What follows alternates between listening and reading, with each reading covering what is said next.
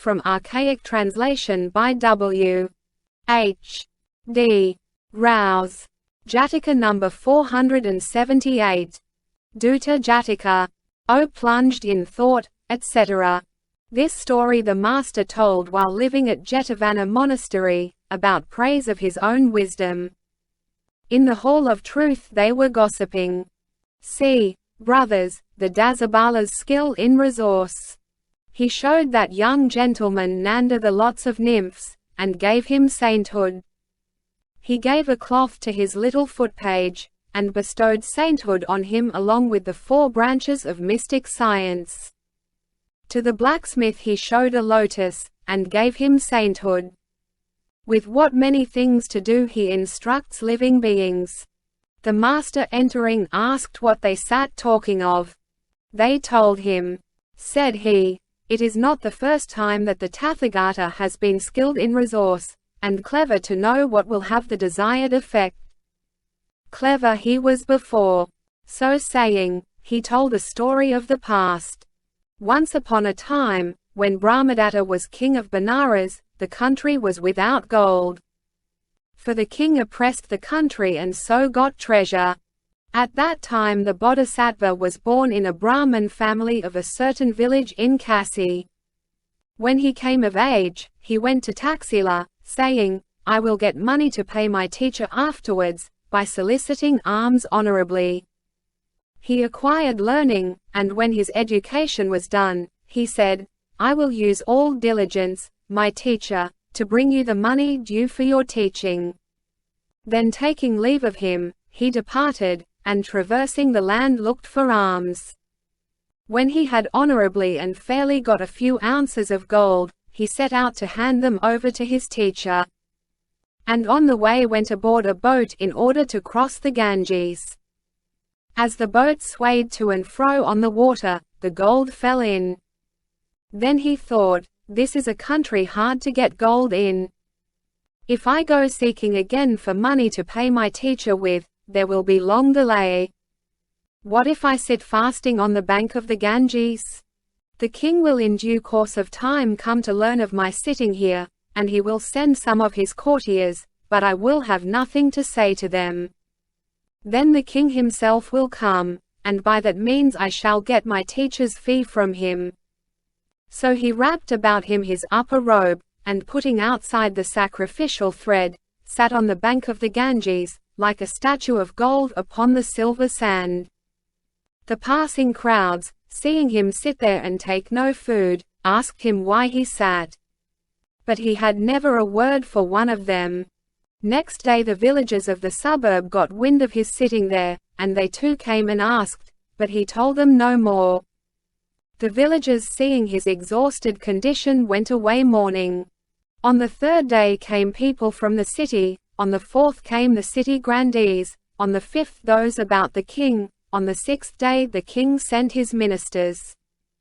But to none of them would the man speak.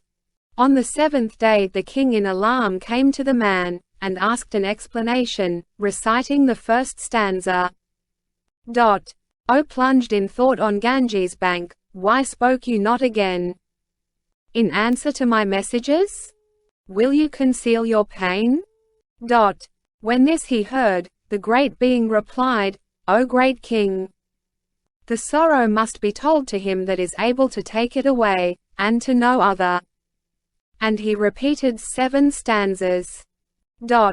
O fatherly lord of Kasi land! If sorrow be your lot, tell not that sorrow to a soul if he can help it not. But whosoever can relieve one part of it by right, to him let all his wish tell each sorrow-stricken creature. The cry of jackals or of birds is understood with ease.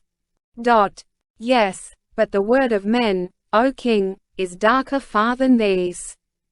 A man may think, this is my friend, my comrade, of my kin. But friendship goes, and often hate and enmity begin. He who not being asked and asked again, out a due season will tell about his pain. Surely displeases those who are his friends, and they who wish him well mourn much. knowing fit time for speaking how to find, knowing a wise man of a similar mind.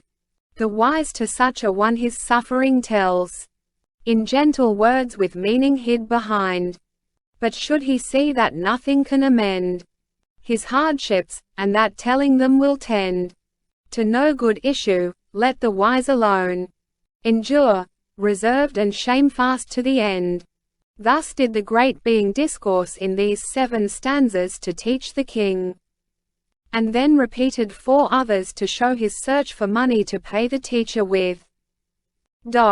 O king, whole kingdoms I have scoured, the cities of each king, each town or village, craving alms, my teacher's fee to bring. Householder, courtier, man of wealth, brahmin, at every door, seeking a little gold I gained, an ounce or 2, no more. Now that is lost, O mighty king, and so I grieve full in pain. No power had your messengers to free me from my pain. I wait 'em well, O mighty king, so I did not explain. But you have power, O mighty king, to free me from my pain, for I have weighed your merit well. To you I do explain. When the king read his utterance, he replied, Trouble not, Brahmin, for I will give you your teacher's fee. And he restored him 2 times. To make this clear, the master repeated the last stanza. The supportive lord of Kasi land did to this man restore, of gold refined twice what he had before. When the great being had thus delivered himself, he proceeded to pay his teacher's fee.